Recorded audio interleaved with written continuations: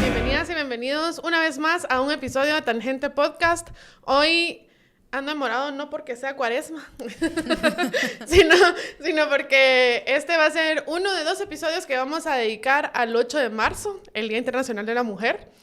Y bueno, no voy a hacer una introducción muy larga, solo quiero recordarles brevemente que nos sigan en YouTube, que se suscriban, porque esa es como la forma que más nos ayudan a mantenernos independientes y a que el podcast siga adelante. Y luego, pues ya saben que pueden encontrar nuestro contenido en todas las redes sociales. Y sin más preámbulo, quiero pasar a mis invitadas porque antes de empezar a grabar ya estábamos platicando muy bonito y no quiero cortar el flujo de la conversación. Y entonces se las presento, pues a Silvia Trujillo, ya la habían visto por aquí en estos micrófonos. Bienvenida de regreso, Silvia. Muchas gracias por volver a invitarme y por este tema. Y a María José Cordero, que seguramente por ahí la han visto en diferentes medios, pero creo que una vez ya habías venido también, Ya había venido una vez, entonces ahí voy otra vez. Bienvenida de regreso. Y bueno, hoy naturalmente pues vamos a hablar acerca del 8 de marzo. Vamos a hablar acerca de los movimientos feministas y cómo han ido evolucionando.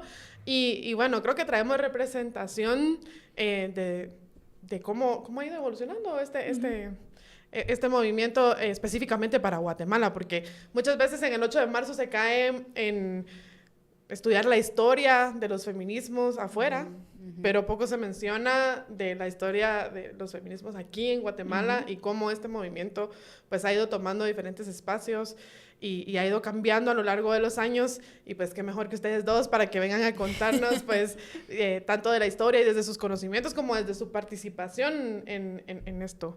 Entonces quizá quisiera empezar pues con la historia, ¿no? Y Silvia, pues no solo das clases de esto, sino además has participado en mucho del movimiento feminista en Guatemala. Creo que sos un referente del movimiento feminista aquí en Guatemala. Yo creo que la verdad es que sí.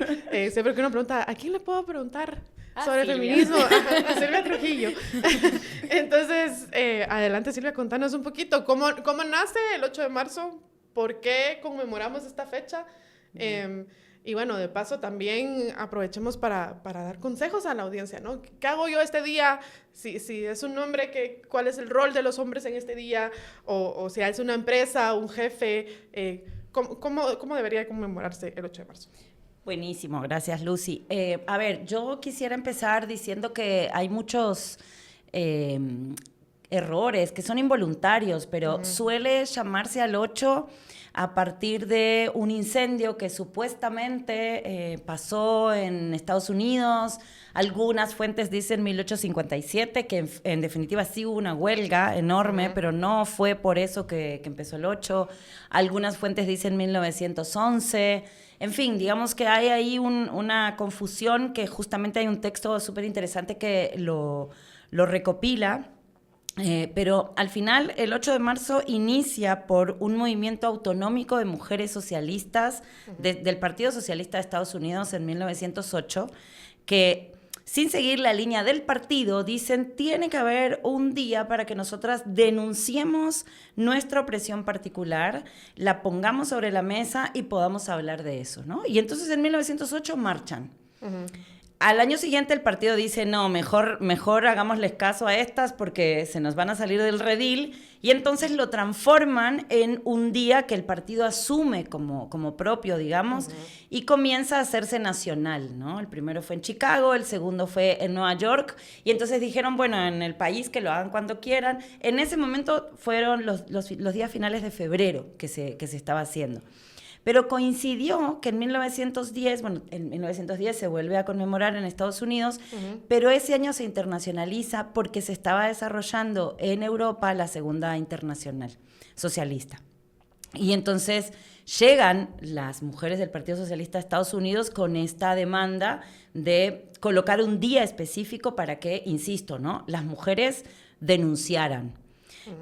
reclamaran derechos. Digo, no era un día como ahora se ha trastocado para que te vistas de rosado y te digan feliz día y te regalen flores. Que igual yo no peleo con que me regalen flores. Si me las quieren regalar, que le den. Pero, Bienvenida a las flores. Bienvenida a las flores. pero no es para eso. Y tampoco es, que es la otra forma en la que se suele reclamar el 8, un día del martirologio, ¿no? Pobrecitas aquellas 150 mujeres que murieron en la fábrica porque la incendiaron. Más bien, justo, ¿no? Es un día para reivindicar, para reclamar, para poner en evidencia, para sacar a la calle esto que muchas vivimos y nos atraviesa el cuerpo. Y entonces justo por ahí va a andar mañana o en estos días una columna mía que dice, ni princesas para que tú me digas, ay, qué linda que sos, ni mártir, ¿no? Sino más bien que nos empiecen a tratar, que nos empiecen, digo, porque todavía no pasa para todas, como sujetas de derecho. Exacto. Y ese fue el origen. Después se siguió reclamando y hasta el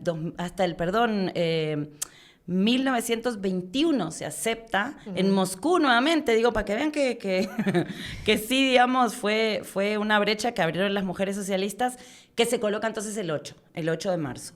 Y es hasta los años 70, cuando Naciones Unidas reclama, digamos, que hay un diseño de las mujeres 75-85, que dice, bueno, ok, 8 de marzo está aceptado, digamos, como un día en el calendario internacional para la reivindicación de derechos.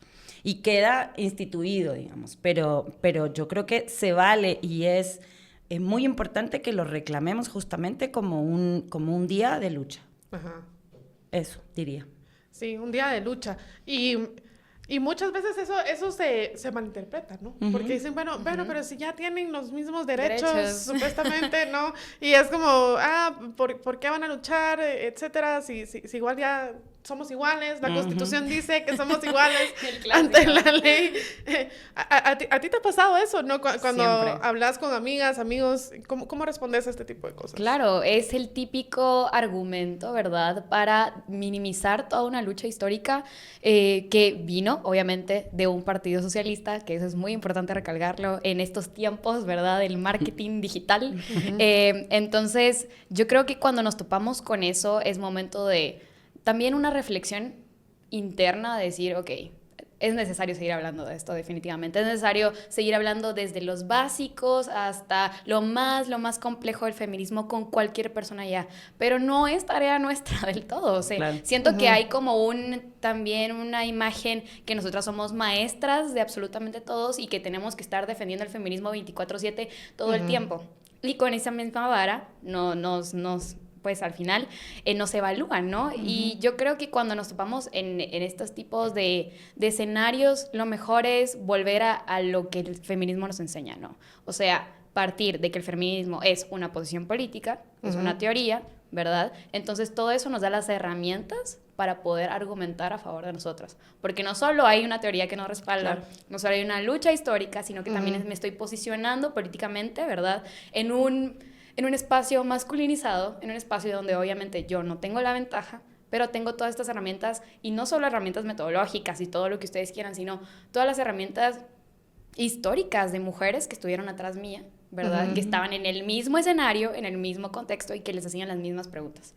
Entonces, pues aprender una de la otra, ir tomando, de verdad, esa cajita de herramientas poco a poco, como en qué maneras debería yo de decir esto, de qué forma yo podría, ¿verdad? No es que yo vaya a hacer que todo el mundo piense igual que yo, porque eso es un desgaste increíble. Yo que cuando empezamos a posicionarnos políticamente como feministas es algo que tomamos así, un desgaste total de posicionarnos y argumentar y nos damos cuenta ya con la experiencia que no es estratégico, ¿verdad? No es un autocuidado tampoco, y que lo mejor es en colectividad aprender las otras de cómo tanto ellas, mis abuelas, mi mamá, mis hermanas y nosotras ahorita en la actualidad hemos pues enfrentado esos escenarios de frente, ¿verdad? Entonces yo diría eso un poco. Voy a hacer una pausa para recordarles que si quieren salir a celebrar con amigas, con amigos y se van a tomar pues por ahí algunas copitas, pues siempre cuiden su hígado y cuídense de los síntomas molestos de la goma o de la resaca tomando Party Smart.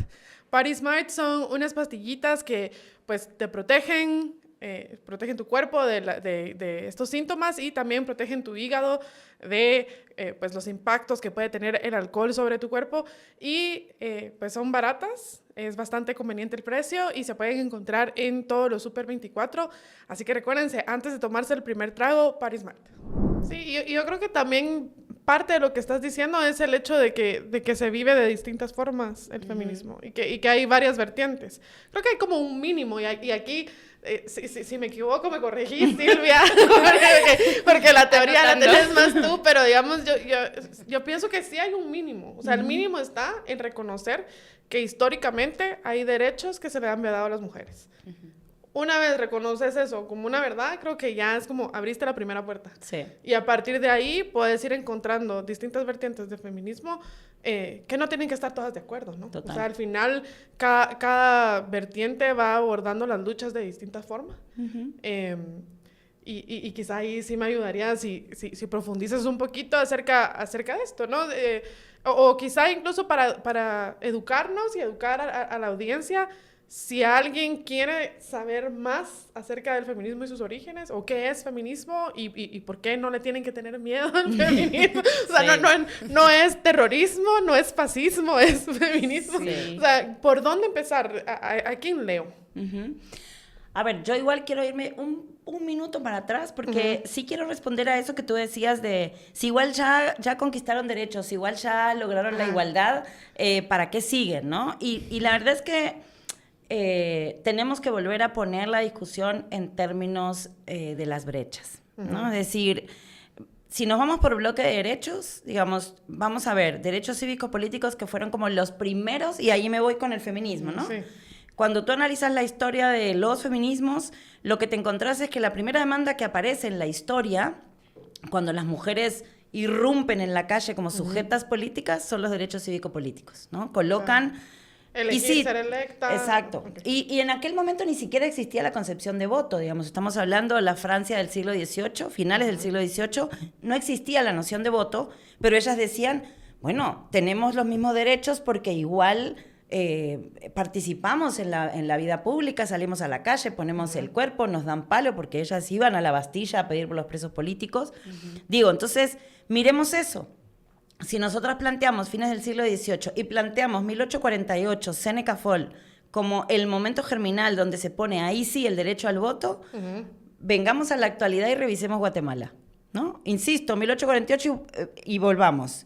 Y entonces te vas a encontrar con que a nivel regional las mujeres ocupan entre el 25 y 30% de los escaños de las curules, ¿no? En los 25, congresos en los congresos en la región, América Latina, Caribe. En Guatemala estamos raspando entre el 19 y el 20 y hace rato, no es de ahora. Y sigamos, digo, si esto tú lo atravesás por otro sistema de opresión y entonces pensá cuántas mujeres indígenas tenés en el Congreso. Una.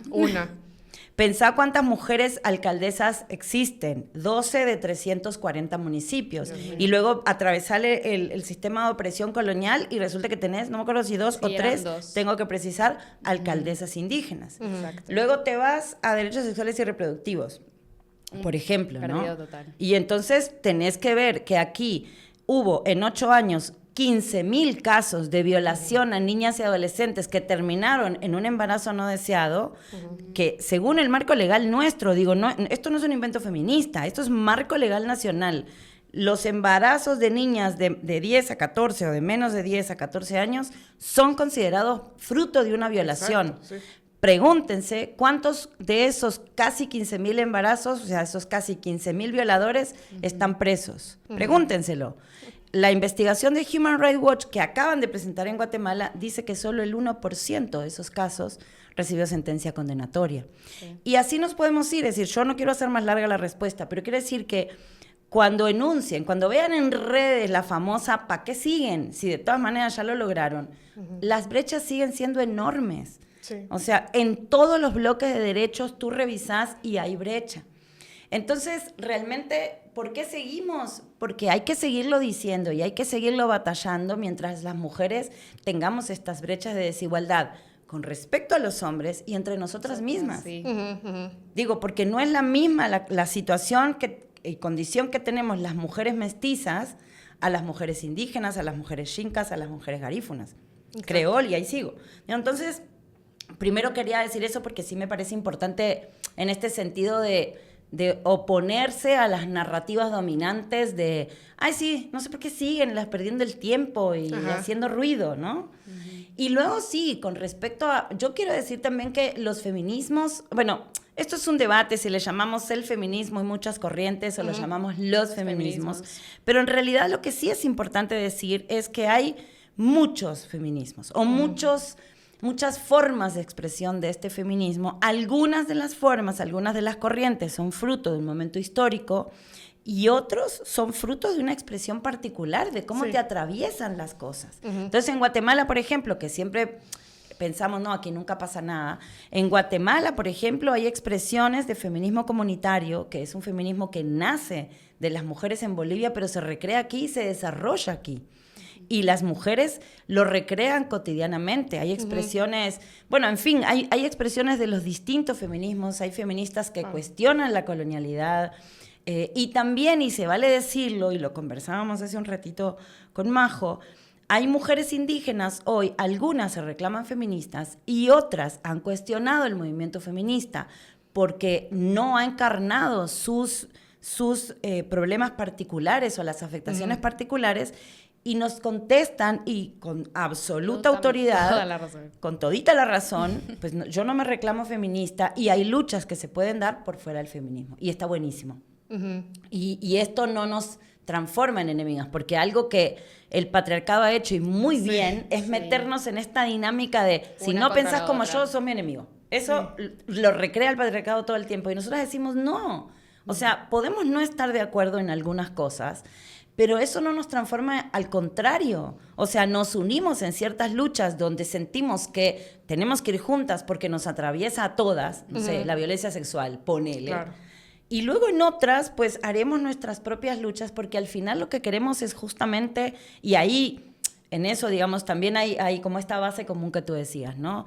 ¿Qué queremos? Bueno, queremos cambiar esta sociedad injusta, que es patriarcal, pero además es racista, es heteropatriarcal, es de todo, ¿no? O sea, eso es lo que querés. Y querés vivir en una sociedad que no te obligue a relacionarte con todas las personas y con la naturaleza desde lógicas de poder. Entonces, digamos que te hermanas ahí y después decís, bueno, ok, en esta me voy yo solita porque siento que en esta tú no me acompañás.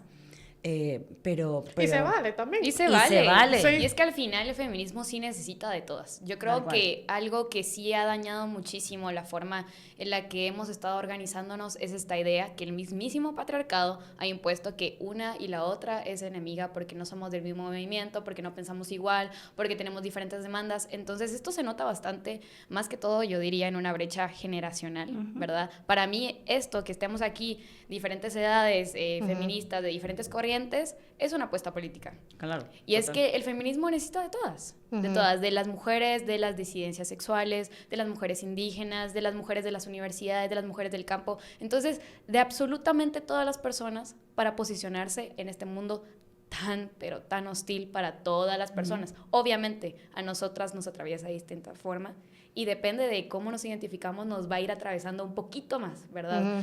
Si yo soy una mujer lesbiana, obviamente el sistema va a hacer que yo esté muchísimo más abajo que una mujer que tiene un grado académico superior, que una mujer que sea heterosexual, cisgénero. Entonces eso es también muy importante de tomarlo en cuenta. Sí, el feminismo es sumamente amplio, no hay un solo feminismo, y sí, pues hay espacio para todas, tendría que haber espacio para todas, y esa es la apuesta que estamos llevando.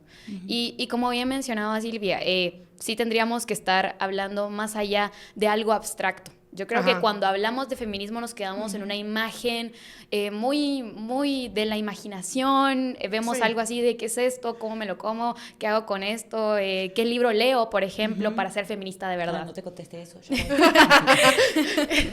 Entonces nos quedamos con algo sumamente abstracto y ya no llevamos las cosas a la realidad, ¿no? O sea, ¿qué acciones podemos tomar? ¿Cuál es nuestra apuesta política? O sea, ¿cuál es la salida sobre este sistema que es hostil, que es patriarcal, que es colonial, que es neoliberal, etcétera, etcétera? ¿Qué podemos hacer para una nueva apuesta política? ¿Cómo nos imaginamos ese futuro? ¿Cómo nos imaginamos las sociedades? Y lastimosamente, cuando estamos hablando de esto de, ¿pero qué más quieren? Eso eso lo han venido haciendo mis tatarabuelas, imaginándoselo desde que tienen mi edad. Y es tristísimo pensar que históricamente llevábamos imaginando, y es por eso que es tan necesario seguir hablando y hablando y hablando, ¿verdad? Ajá. Cuando ya no sea algo abstracto, vamos a poder dejar de hablar de teoría. Y otra cosa aquí que quería agregar de por qué seguir, o sea, más allá de que está muy abstracto todo, también porque si ves las realidades de otros países, estos derechos no es como que, sí, derecho obtenido y ya estuvo. Así No, como, claro. sí, ya podemos votar, check.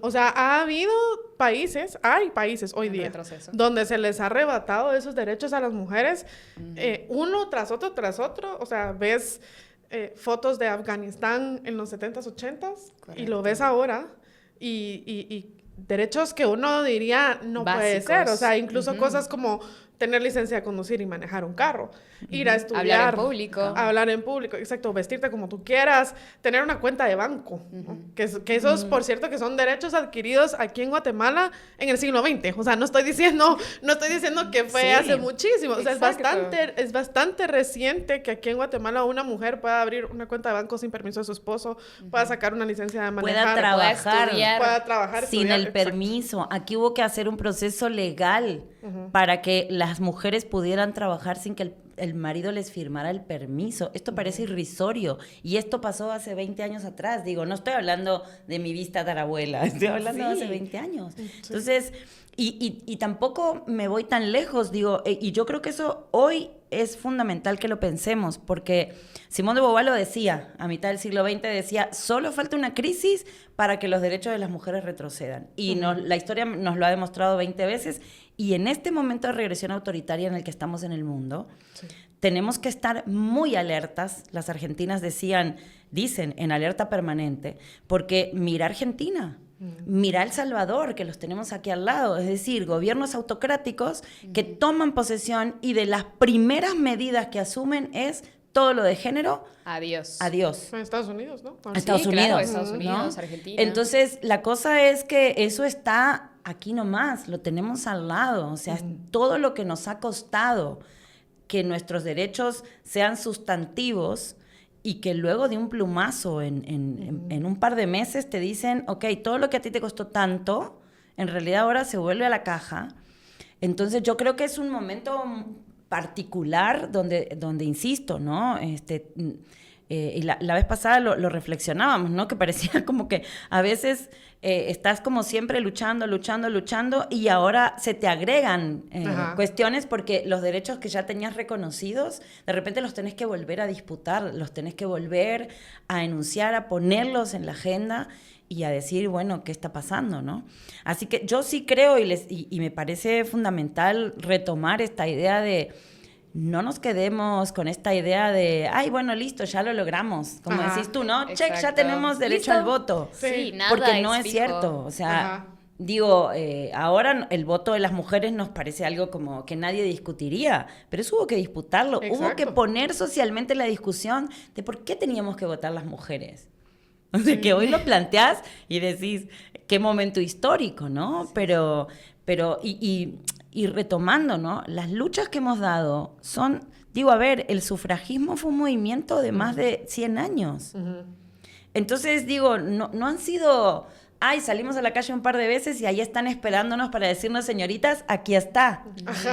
Digo, por ejemplo, sin ir más lejos. Y por favor.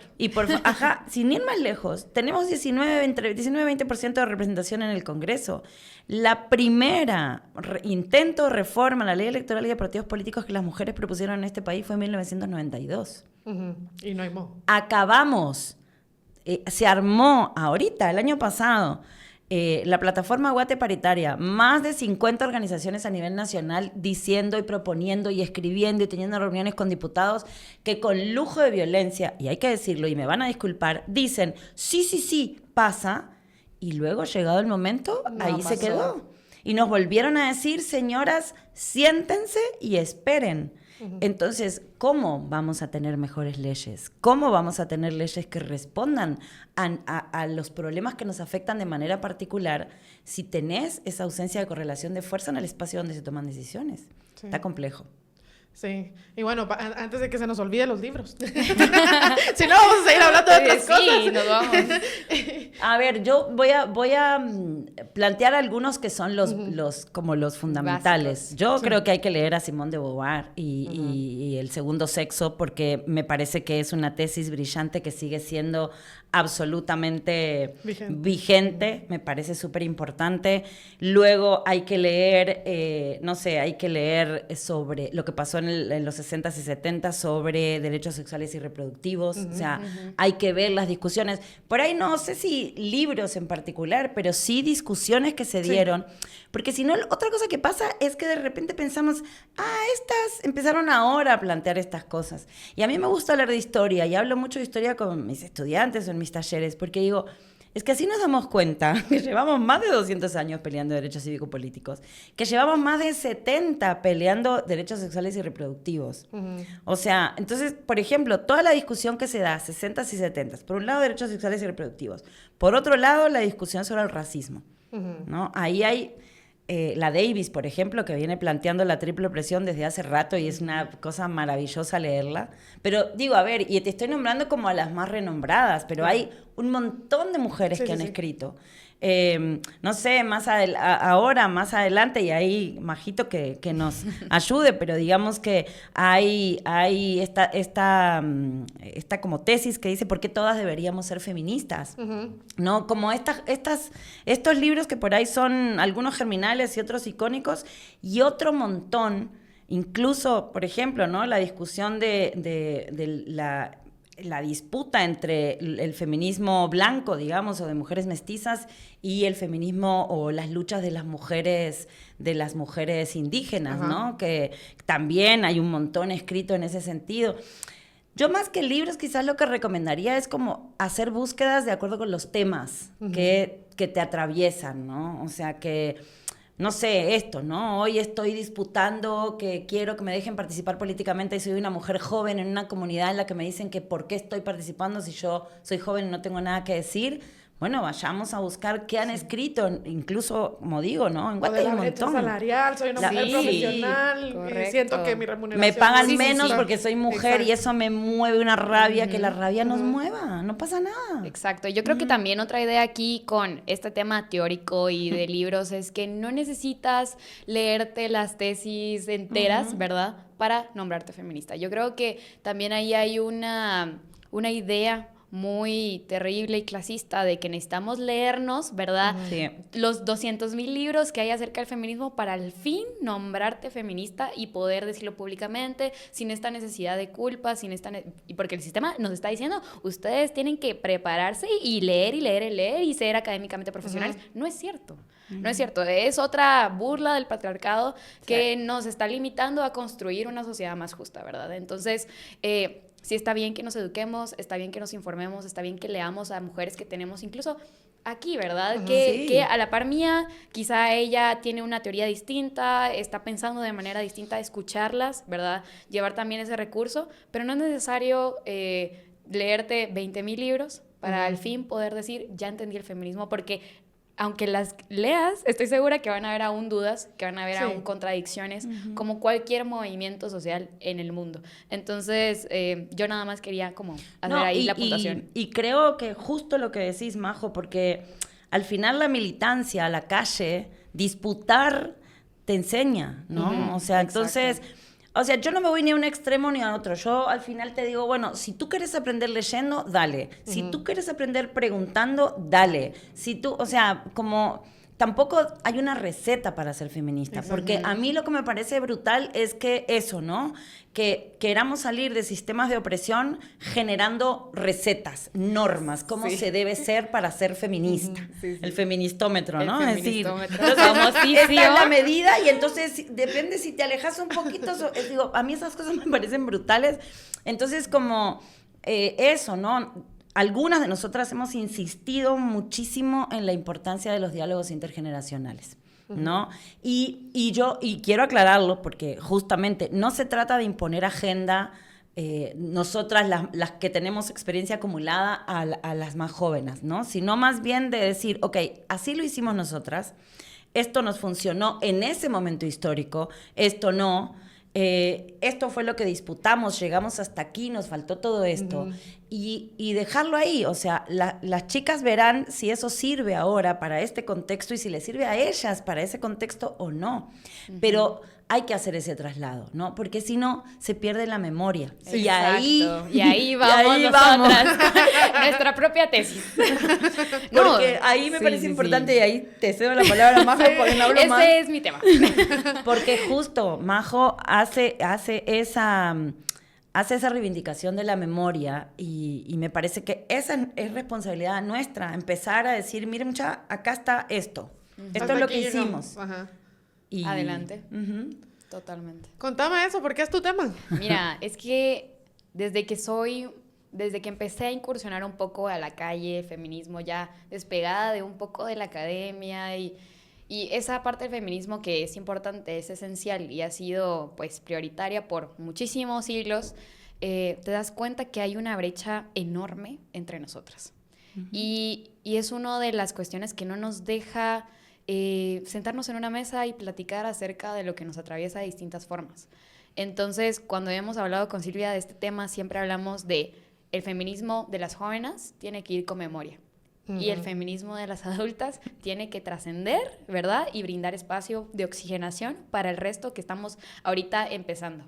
Entonces, lastimosamente, en Guatemala también se da esa brecha generacional. Se ve, ¿verdad? Hay dos marchas de todos los años. El bloque de jóvenes ya creo que es el 7º año que sale, ¿verdad? Hace 7 años fue nuestra primera marcha. Y justamente viene de esta parte, ¿verdad? Un poco de las cosas que no estábamos muy de acuerdo y que no sabíamos cómo platicarlo entre generaciones. No sabíamos cuál era la forma de trasladar información, cuál era la forma de recibirlo y no pudimos armar y todavía no hemos podido consolidar un puente entre ambos movimientos dentro del movimiento feminista guatemalteco. Entonces, para mí es esencial que las jóvenes armen, ¿verdad?, de su lado este proceso del puente, que empiecen y que las mayores también hagan el esfuerzo, porque mucho es el discurso de, pero ustedes no escuchan, pero ustedes no trasladan, ¿verdad? Pero es que ustedes vienen con esto, pero tampoco nos dejan hablar. Entonces, hay también violencia, ¿verdad?, adultocentrista dentro del movimiento que no nos ha dejado avanzar a las jóvenes, ni tampoco aprender entre nosotras. Y yo creo que eso se da tanto de este lado como del otro, y es importante reconocerlo dentro de mi opinión, de mi humilde opinión. Entonces, siempre hablamos, ¿verdad? Llevar el feminismo con memoria. Muchísimas veces las jóvenes no tenemos el imaginario, no tenemos, ¿verdad?, dentro de nuestra cabeza, ni nuestro corazón, ni nuestro activismo, referentes. Uh-huh. Se ve esa cortada ahí. Bueno, ¿cómo empezó esto? No tengo ni idea. Uh-huh. ¿Cómo empezamos a salir a las calles? Tampoco sé. Entonces, hay todo un barranco enorme que no nos ha dejado construir. Y lastimosamente eso ha sido como un punto a favor del patriarcado.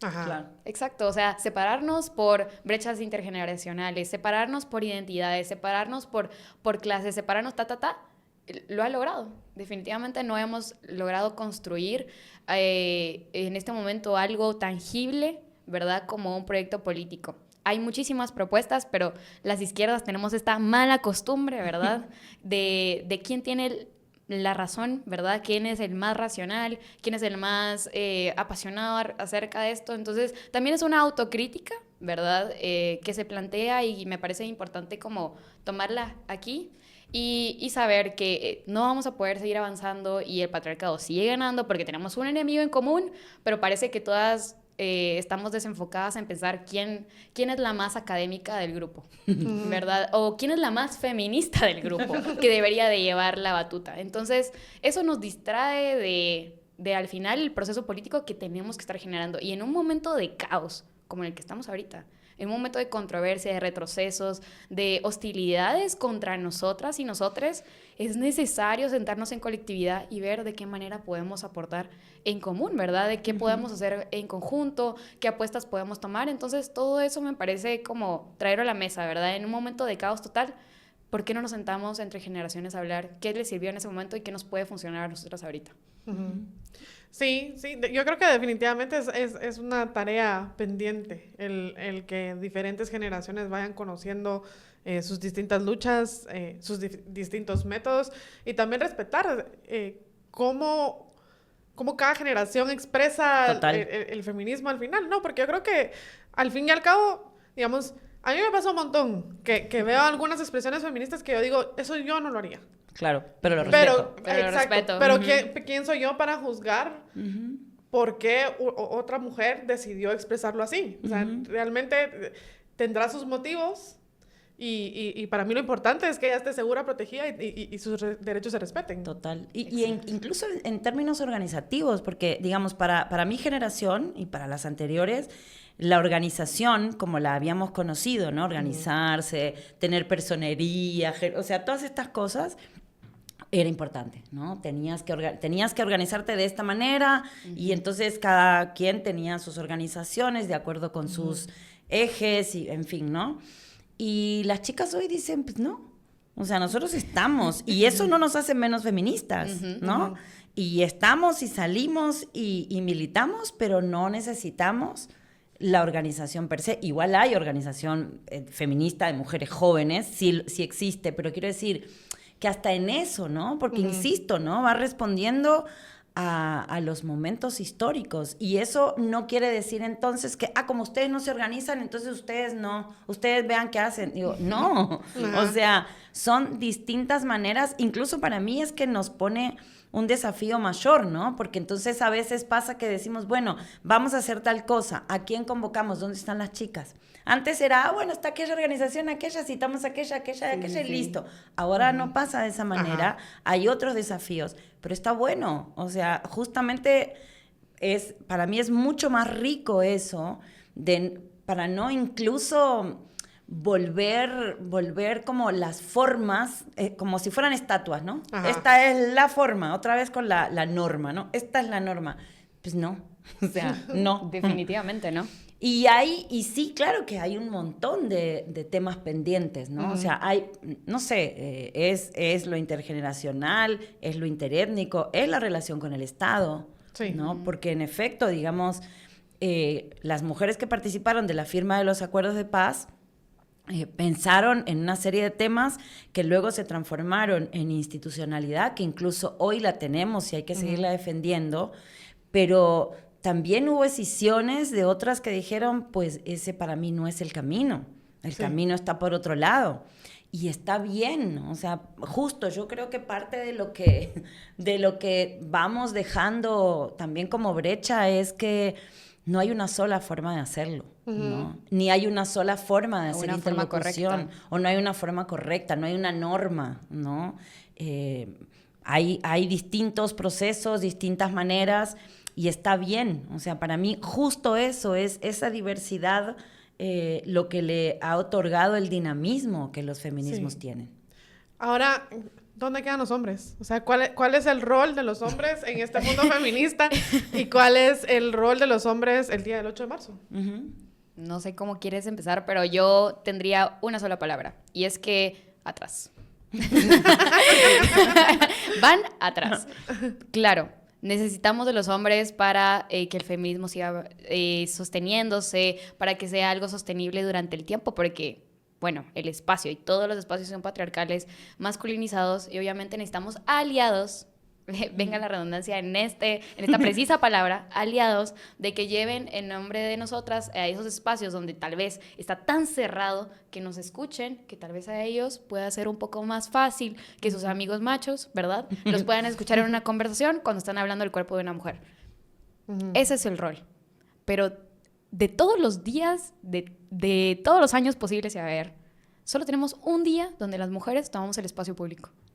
Ese es nuestro día. Es un día para tomar las demandas, para sentirnos libres en las calles, donde estamos con nuestras amigas, donde nos sentimos seguras. No es un momento de protagonismo para ustedes. Definitivamente no es un momento donde ellos tengan que tomar la cámara y explicar por qué se siente seguro entre miles de mujeres. Lo sabemos, por eso estamos tomando ese día, porque es el único día en el que yo puedo salir con mis amigas, donde sé que me voy a sentir segura y sé que voy a estar bien. porque es el único día donde puedo expresar por qué me siento tan jodidamente enojada con el Estado, porque me siento tan jodidamente enojada con la sociedad y por qué miles de mujeres siguen en retroceso de derechos, por qué las niñas, ¿verdad?, tienen que seguir siendo violentadas sexualmente y el Estado no hace absolutamente nada, por qué seguimos en juicios históricos que no llevan a una resolución digna, por qué seguimos, por ejemplo, con el caso de lo que pasó ahorita con Victoria, ¿verdad? ¿Por qué seguimos con ese tipo de resoluciones? Florida Alma. Florida Alma. Florida Alma Roque. Ajá. Entonces, ¿por qué seguimos tomando esos espacios que no nos corresponden? Definitivamente todos los días nosotras luchamos desde nuestros espacios, pero es el único día donde tenemos el espacio público para nosotras y lo creamos para nosotras y nos organizamos para nosotras. No es necesario que ellos tomen, ¿verdad?, la batuta de protegernos, ¿verdad?, sí, durante ese día, porque ese argumento es terrible. No necesitamos protección. Definitivamente no necesitamos protección. Sabemos la realidad de la seguridad de las mujeres, lo conocemos, lo vivimos absolutamente todos los días, de todas las horas, y todas las mujeres de todas las identidades, no necesitamos que nos digan que ese día nos van a proteger, que ese día nos van a cuidar. ¿Proteger de quién? Exacto, de proteger de ellos mismos. Entonces, pues nada, el lugar de ellos es atrás y siendo aliados a diario, porque usualmente llevan esta bandera del 8M, yo te subo tu post de Instagram, que apoyo el movimiento, y el resto del año siguen solapando a sus amigos acosadores. El resto del año siguen en los grupos de Signal, donde pasan, obviamente, fotos íntimas de mujeres sin su consentimiento, donde hacen chistes de las mujeres de su trabajo, donde saben, ¿verdad?, acerca de las brechas económicas y no hacen absolutamente nada. Entonces, de nada nos sirve que tomen ese día, que no les corresponde, si no están haciendo nada atrás, el trabajo diario, cotidiano que tendrían que tomar. Yo creo que eso es una discusión... digamos, yo estoy completamente de acuerdo contigo, Majito, a ver, desde el vamos, pero creo que es una discusión en el sentido de que sí, cuando nosotros decimos los problemas que nos afectan de manera particular no son solo responsabilidad nuestra cambiarlo, son problemas sociales donde tenemos que ir todas, todos, todes para reformular este modelo social. Pues entonces ahí sí, digo, porque, insisto, no necesitas, o sea, claro que en un cuerpo de mujer te atraviesan los problemas de manera particular, pero si tú no tenés ese cuerpo, pero te dejas interpelar y entendés lo complejo, lo jodido, lo doloroso que es que nosotras todos lo tengamos que disputar, entonces eso es un aliado, porque te das cuenta de la opresión particular y trabajás para cambiarlo. Entonces eso me parece que es una base diferente. Pero luego, claro, lo que pasa es que te encontrás con este tipo de expresiones, llegado el 8, llegado el 25, donde se transforman en protagonistas, ¿no? Y tú decís, vuelvo a la historia, ¿no? Más de 200 años reclamando derechos, poniendo demandas, luchando para que nuestra voz sea escuchada. Es que mira lo que estoy diciendo, que nuestra voz sea escuchada. Y de repente entonces aparece este chavo sin camisa, con una pancarta así, y llega el compañero reportero y le dice... Hola, ¿y tú por qué estás aquí? Y esta persona no dice en ningún momento, no, mira, no me entrevistes a mí, esto no es mío, yo, o sea, anda y preguntarle a alguna de las chicas. Ah, no, él dice, sí, estoy aquí porque soy solidario. ¿Quién va a aparecer mañana en el periódico o en la página? Él. Entonces decís, no, una pildorita de Ubicatex, o sea, todo bien que vengas, venite, dale, marchemos juntos, pero ese día es un día...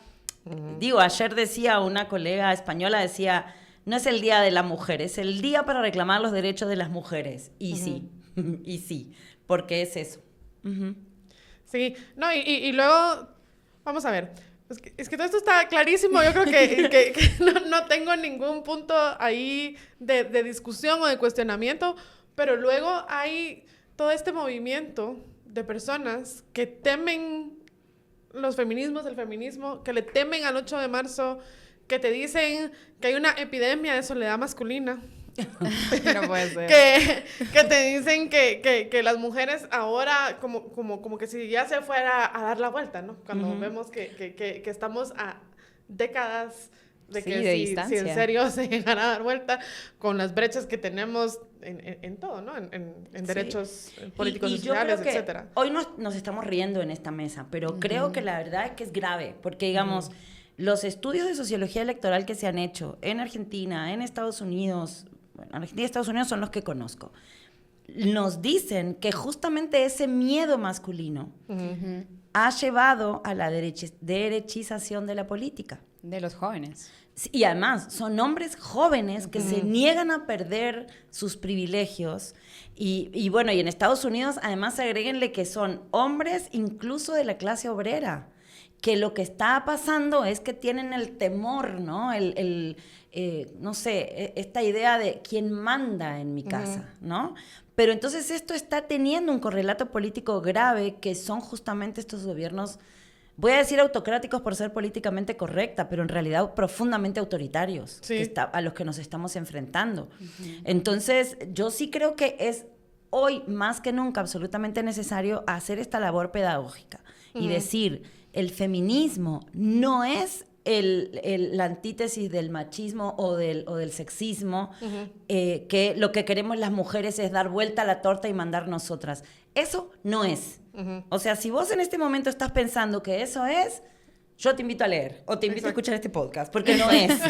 No es, definitivamente. Es decir, no ha sido la propuesta nunca. Si algo hemos cuestionado a los feministas desde que estamos luchando, es el poder. Sí, y digamos, este es un temor que no es nuevo. Si tú ves en los tiempos de las sufragistas, la publicidad que había antisufragista era una mujer dándole nalgadas a un hombre, ¿no? Como unas de esas pancartas de anuncios vintage.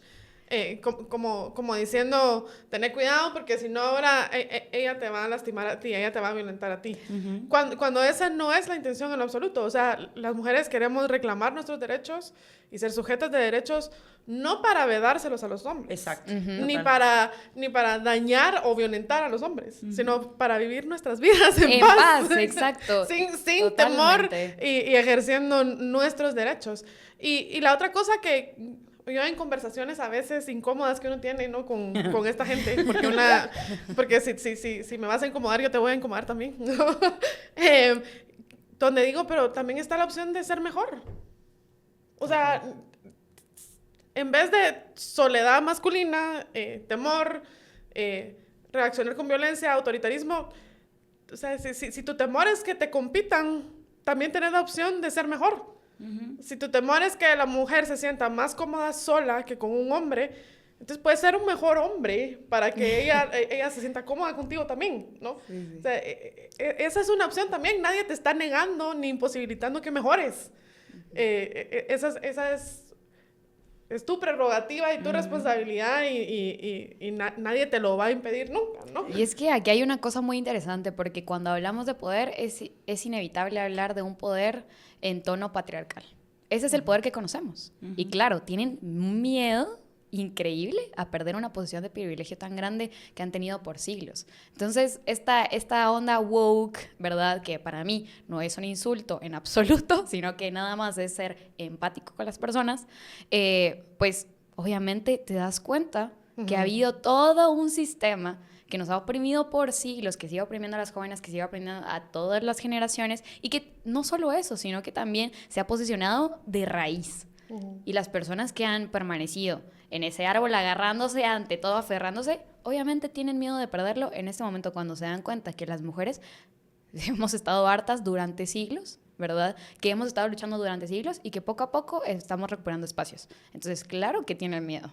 Claro que se van a aferrar, claro que van a haber gobiernos autoritarios, claro que van a haber agresiones, porque saben el poder de la colectividad de los movimientos feministas y de mujeres mundialmente. Claro que va a ser lo primero que recorten, porque obviamente están penando por una posición de poder patriarcal, autoritaria, ¿verdad? Colonial. Entonces, cuando hablamos de poder también es ver esta vertiente patriarcal que no solo nos afecta a nosotras y a nosotres, sino también a ellos en específico. Sí, pero también es porque están partiendo de una mentalidad de escasez donde si tú tomas más poder me lo estás quitando a mí, cuando en muchísimos países se ha demostrado que cuando hay líderes mujeres, al final es todo el país el que se beneficia, ¿no? Hace unas semanas vinieron a platicar aquí conmigo las de la plataforma de mujeres indígenas, que vinieron a observar las elecciones del Cango. Y una de ellas me contaba que, porque yo le decía, bueno, ¿y cómo observas también las elecciones, digamos, en tu comunidad, etcétera? Me contaba que en términos de alcaldías indígenas en Sololá, una vez se le dio el chance a una mujer que fuera alcaldesa indígena. a ellos les pareció que su gestión fue deficiente, no me preguntes qué criterios usaron para calificarla así, y desde entonces no más mujeres, porque una mujer Claro. a ojos de ellos falló. Sí. Pero, y de todos los hombres que han sido han alcaldes fallado. indígenas, ¿cuántos han fallado? ¿Y por qué no se le vedó la oportunidad a más hombres Claro. Intentarlo después de Es que que no alguno se haya mide fallado? con la misma vara. No. No Exacto. se mide. O sea, nosotras siempre, en todos los espacios, tenemos que estar demostrando que podemos. A mí me parece absolutamente inenarrable. Ayer estuvimos así en una reunión y había estudiantes. Y entonces decían, ¿no? Sobre todo las estudiantes de ingeniería o de estas carreras que están tradicionalmente asociadas con lo masculino, ¿no?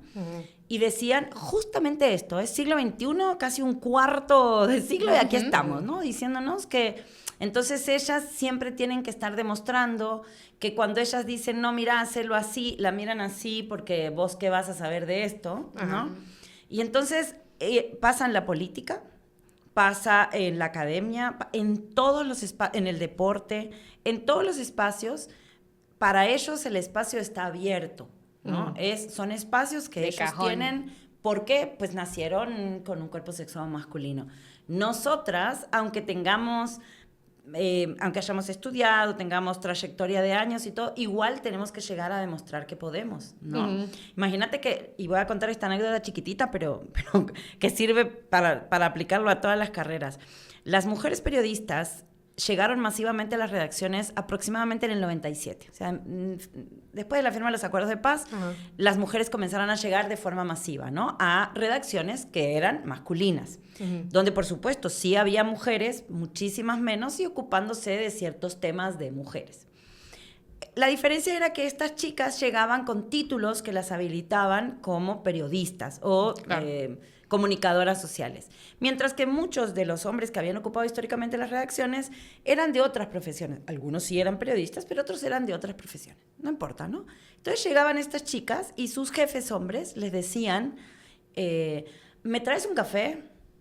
¿Me sacás la fotocopia? Esto está contado en un libro que publicamos con la Flaxo, pero lo cuento porque eso nosotras lo pusimos en evidencia a principios del 2000 cuando publicamos este libro. Y tú seguís escuchando a las periodistas o a las mujeres en espacios profesionales diciéndote las mismas cosas. ¿Cómo es posible que hoy a una estudiante universitaria un compañero de clase le diga es que hoy estás en tus días, por eso estás así? Es que no. Digo, a ver, yo hay cosas que ya me niego a aceptar como normales. O sea, sí, eran normales en algún momento, pero es que ya tenemos que dejar. Y estoy hablando de gente joven. Sí. Digo, no lo dice mi abuelito, que ya pasó a mejor de otra vida. Pero, ¿me entendés? Entonces yo sigo creyendo que sí, y por eso cuando me preguntan por qué siguen hablando de lo mismo, porque seguimos viviendo una situación muy similar. O sea, algunas cosas sí han cambiado porque hemos dado batalla, pero te vas a lo estructural y entonces tenés esta complejidad, ¿no? Y claro, y nosotras, ¿por qué defendemos lo colectivo? ¿Por qué seguimos poniendo en la calle que a mí no me cuida la policía, me cuidan mis amigas? Porque en realidad me cuidan mis amigas. Sí. Y las mujeres periodistas, y perdón que vuelva sobre el tema, pero ahí trabajo, hemos terminado diciendo, bueno, armemos redes entre nosotras. Y yo creo que como un paliativo está bien. Pero en términos generales es el Estado el que tiene la responsabilidad de garantizar mi seguridad cuando trabajo, cuando vivo, cuando camino por la calle.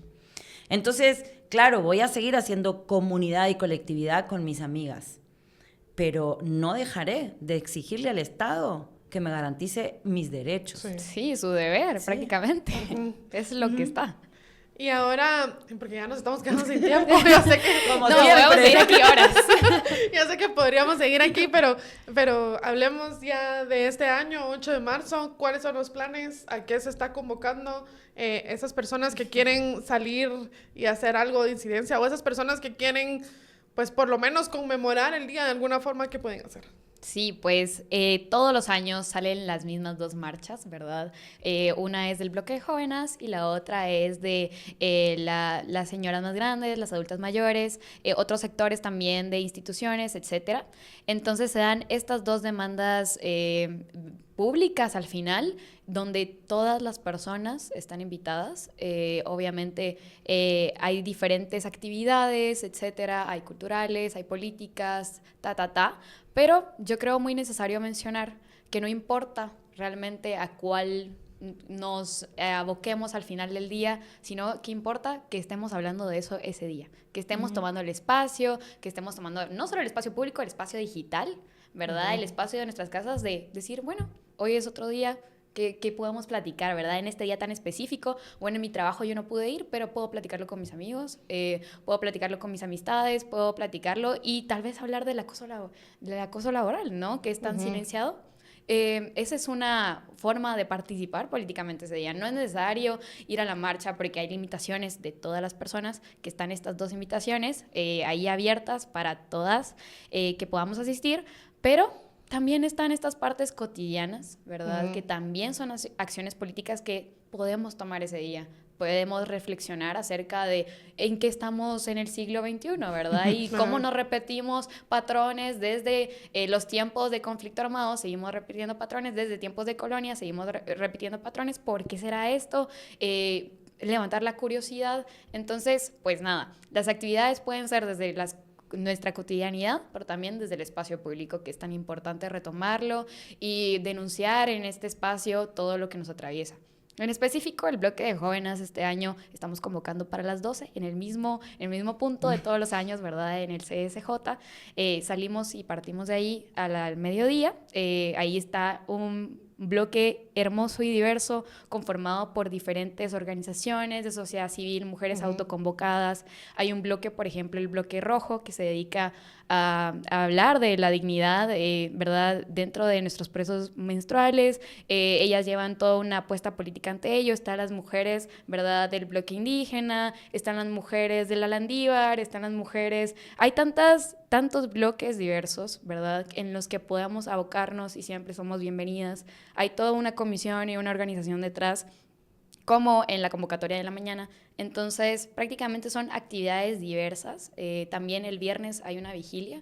Eso también es muy importante porque estamos conmemorando nuevamente a todas las niñas del hogar seguro y nos parece súper importante recordar nuevamente esto que sucedió, que nos atravesó a todas en el país, que le sucedió a nuestras niñas y que seguimos esperando una resolución dignificante para todas ellas que ahora, que cuando les pasó eran niñas, ahora ya son madres. Sí, muchas Entonces, son madres. sí, es un momento muy importante para recordar, ¿verdad?, todo lo que hemos estado atravesando y pues esas son como las actividades en un entorno muy general.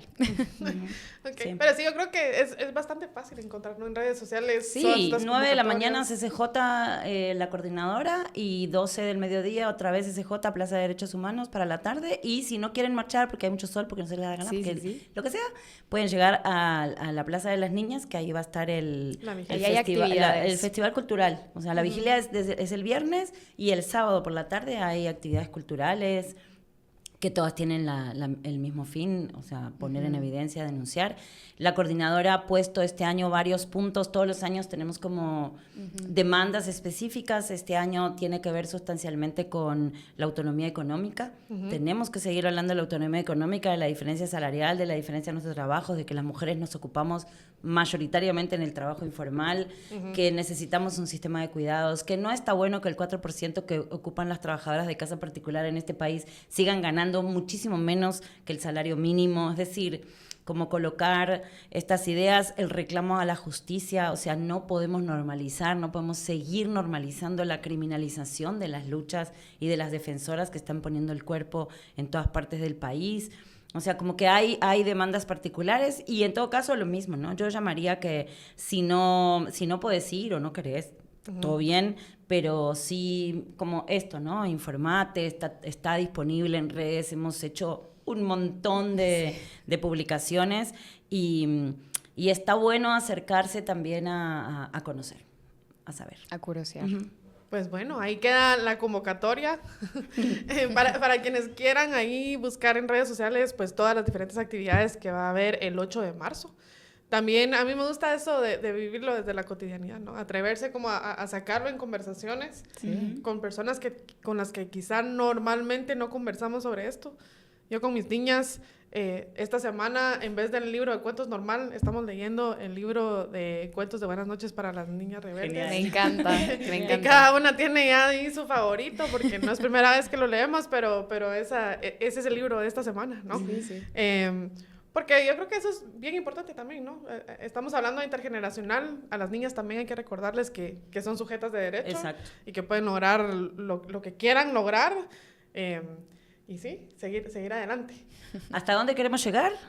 ¿Dijiste en algún momento? Hasta Sí. el cielo. Hasta ahí queremos llegar. No, ¿sabes qué? A mí me encantaba que Ruth Bader Ginsburg le preguntaban como, ¿cuándo se va a detener? Y entonces ella dijo, cuando todos los jueces sean mujeres, o sea, que sean solo juezas. Y le decían, ¿pero qué extremo? ¿Pero y por qué es extremo que todas las juezas sean mujeres? Si Y ha si habido es la realidad años y de décadas todos los que hombres. todos los jueces han sido hombres. Exacto. Entonces no es del mita, sino es simplemente las condiciones iguales. Sí. Pero bueno, muchas gracias a ambas. Qué alegre platicar con ustedes. Sí, creo que yo me quedo picada, entonces me dan ganas de invitarlas otra vez, otro día. Y gracias a ustedes por permitirnos acompañarles en este día y nos vemos en otros episodios más de aquí de Tangente Podcast.